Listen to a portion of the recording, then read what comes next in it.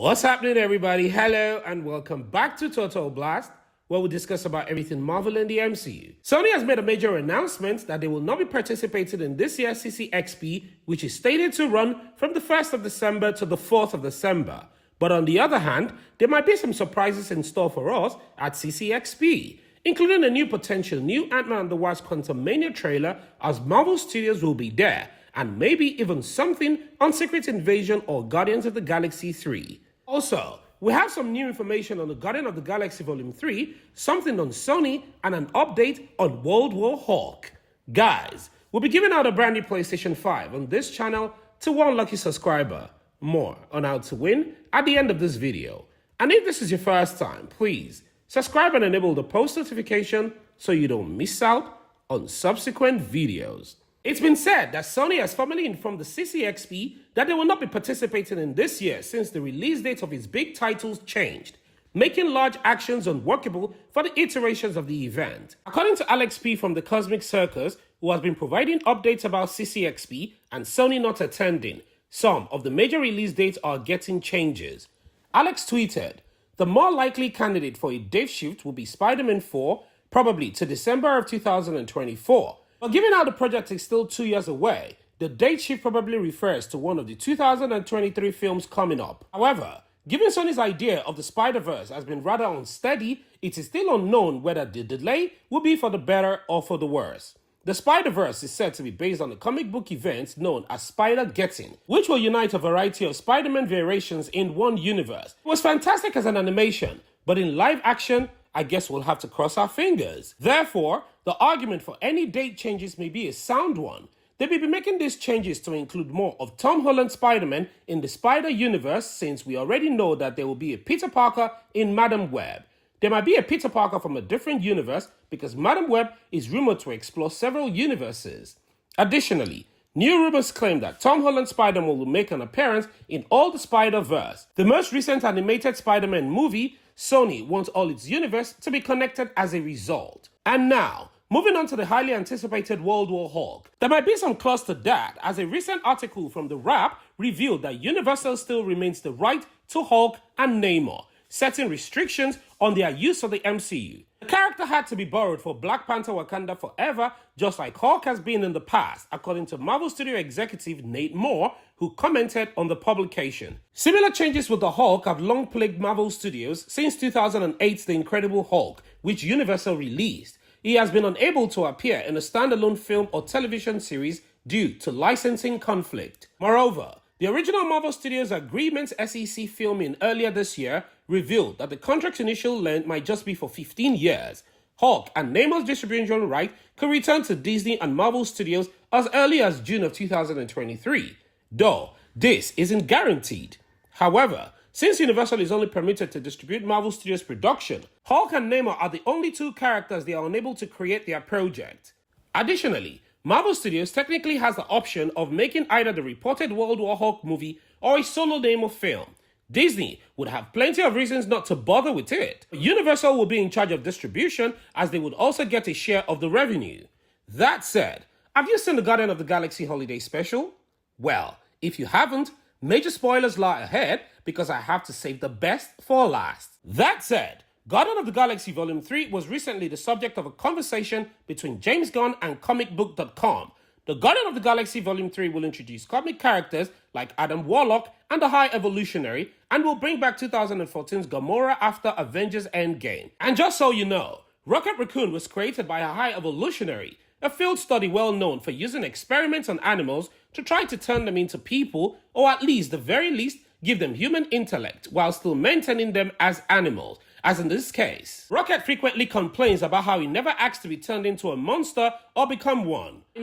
Look at how the poor guy reacted when Kelvin Bacon called him a talking raccoon in the Guardians of the Galaxy Holiday Special, which, by the way, was very hilarious to watch, and given that the most trilogy falls short, we can all hope for a good conclusion in Guardians of the Galaxy's Volume 3. Also, I am hoping that James Gunn will give the rag team a proper send-off, since even the cast of the Guardians of the Galaxy claimed that they were overcome with emotions after reading the script. James Gunn has stated that he pretty much believes that this is going to be his final Marvel project. So, does this mean that a character might be killed off? Well, James Gunn hinted that some of the characters will die because he is said to know some of them will survive. I believe this began in September of 2021 when a Twitter account reposted a message from one of James Gunn's Instagram story from 2020 via comicbook.com, to which he responded, yes, when asked if there will be a fatality in the third installment of the franchise. People went crazy, and this prompted us to wonder who will die when we see the Guardians once more. Will it be Drax, played by Dave Bautista, or Chris Pratt's Star-Lord? I think Gamora is safe because she has died before, and even though we're unsure of which version of her we'll see when the Guardian of the Galaxy debuts in 2023, I believe that James Gunn won't kill her off again. And like Gamora, Groot, played by Vin Diesel, has also died. But unlike Gamora, he was not truly gone. Instead, he was reborn as an adorable baby Groot, and then to Teen Groot in Avengers Infinity War, where he was reduced to dust. However, even if Groot were to die in Guardian of the Galaxy Volume 3, wouldn't he simply be reborn? To see him perish once more would be incredibly awful, given that he's one of the best story arcs of any of the teammates thus far. You could all argue that Rocket, played by Bradley Cooper, will be the character from the Guardian of the Galaxy Volume 3 who dies. Furthermore, it would make much sense for him to end his journey by either being spectacularly killed off or by giving his life to save other members of the crew. What about Mantis then? Since she finally found a family in the Guardians after being Eagle's servant for so long, that can result in her passing away as she's given up her life to ensure that her family's survival.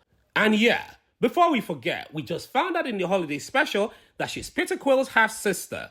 So yeah, I think Mantis is ready for an emotional resolution to her sorrowful tale. Besides, she is an empathy. How about cranky Nebula? Nebula was transformed into Marvel's Frankenstein monster with a cold heart as a result of years of physical, psychological, and emotional abuse at the hand of her adopted father, Thanos. The only logical way for Nebula to finish her story is to give up her life to preserve the galaxy's future, which is the only true family that she has ever known. I feel like Sean Gunn's character, Craiglin, is high on the list of potential deaths in the third Guardian of the Galaxy chapter, and I think it should not come as a surprise because James Gunn has a history of killing off family members in the series. Craiglin's death during the Guardian's supposedly final redo, either saving or inspiring them, might be a fitting conclusion for such a cherished character. Craiglin deserves a longer character arc that concludes with his own Ravager burial after his intense reaction to Yondu's vibrant memorial service. Drax, played by David Bautista, has had his sight on Thanos ever since they first met in the Guardian of the Galaxy, promising to extract retribution on the Mad Titan for killing his family all of those years ago. Who knows? After the release of one of the most eagerly awaited future Marvel films, Dave Bautista may very well find himself in a position where he might finally be reunited with his deceased family. Star-Lord, also known as Peter Quill, played by Chris Pratt, has had a difficult life throughout the years. He lost the love of his life, learned that his father was a living planet determined to rule the universe at the cost of the Avengers and the Guardians of the Galaxy, and their best chance at stopping Thanos was snapping away half of all life. And then he was turned into a pile of dust.